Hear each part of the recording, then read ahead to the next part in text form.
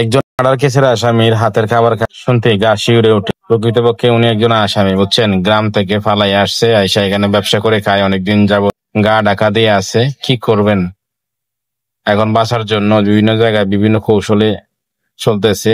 মুখ ডেকে, মুখগুলা ডেকে তারপর ব্যবসা করতেছে। এখন খাবার করতে আনবে, নয়তো ইনকাম না হলে চলবে কি করে? সেজন্য লুকায় লুকায় ব্যবসা করতেছে।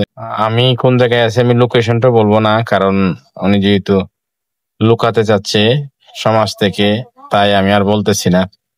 যাই হোক, আপনারা যে যেখান থেকে ভিডিওটা দেখতেছেন, আমার কাছে খুবই আশানুরূপ লাগতেছে যে না, আমি একজন মার্ডার কেসের আসামির হাত থেকে খাবার খাচ্ছি। প্রকৃতপক্ষে মানুষ অনেক অপকর্ম করে বিভিন্ন জায়গায় চলে যায়, উনিও তার মতো একজন। তারপরও আমি খাচ্ছি কেন? ওনার সাথে ব্যক্তিগতভাবে দুইটা কথা বললাম যে এখনো তার অনুভূতিটা কি। সে বলতেছে যে মার্ডার হয়েছে, সে তো মারা গেছে মুহূর্তের ভিতরে। আর আমরা যারা বেঁচে আছি, যারা আসামি, তারা কিন্তু প্রতিনিয়ত মরতেছি, প্রতিনিয়ত আতঙ্কে আছি। যে মারা গেছে তার চেয়ে হাজার হাজার কষ্টে আমরা ভোগ করতেছি বেশি। আসলে সত্য এটা ঘটনা।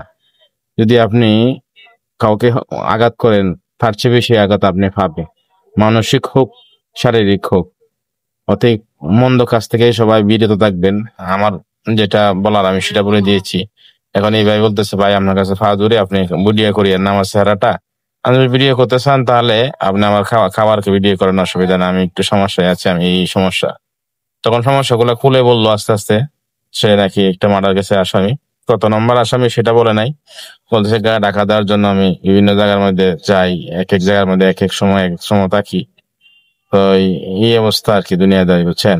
যারা এই সমস্ত ঝামেলায় পড়েন নাই তারা কমেন্টে অবশ্যই আলহামদুলিল্লাহ লিখবেন, কারণ এই দুনিয়ার যাই ঝামেলা থেকে যারা বেঁচে আছে, এরকম মামলা হামলা ঝামেলা থেকে যারা বেঁচে আছে, তাদেরকে আল্লাহর কাছে অনেক শুকর আদায় করা উচিত। কারণ মামলা হামলা মানে জীবন তেজপাতা হয়ে যাওয়া। অতএব আপনারা যে যেখান থেকে ভিডিওটা দেখতেছেন, আপনারা এই ভাইয়ের জন্য কিছু বলে যাবেন। আর সত্যিকার অর্থে তাই, আপনি যার কাছে অপরাধ করছেন সে কিন্তু অপরাধের শিকার হয়ে গেছে, আপনি কিন্তু দিনে দিনে ভোগাত থাকবেন। অতএব সুন্দরবন পাপ করার আগে চিন্তা করে নেবেন এটার ফল, এটার ভুক্তভোগী কতটুকু হইতে হবে আপনার থেকে। তোমার সবার জন্য সাজেস্ট রইল।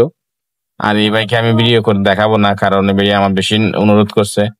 আর ওনার খাবারটা মোটামুটি টেস্ট ছিল, যদিও মারা গেছে আসামি। আর অনেক সময় ভুলবশত মানুষ অনেক কিছু পাপ করে ফেলে। যে যেখান থেকে দেখছেন অবশ্যই কমেন্ট করে জানাবেন, আর বেশি বেশি করে শেয়ার করে দিবেন। আর এই লোকের শাস্তি হোক বা শাস্তি না হোক, আমি এটা কিছুই বলবো না, কারণ আল্লাহ তাআলাই তার জন্য যা নির্ধারণ করে রাখছে তাই হবে। অতএব ভুল কাজ থেকে আপনারা সবাই বিরত থাকবেন, এটাই আমি আপনাদের বলতে চাই। মন্দ কাজ অল্প কিছুক্ষণের জন্য সুখ পাবেন, কিন্তু দীর্ঘমেয়াদী কষ্ট ভোগ করতে হবে। ধন্যবাদ সবাইকে।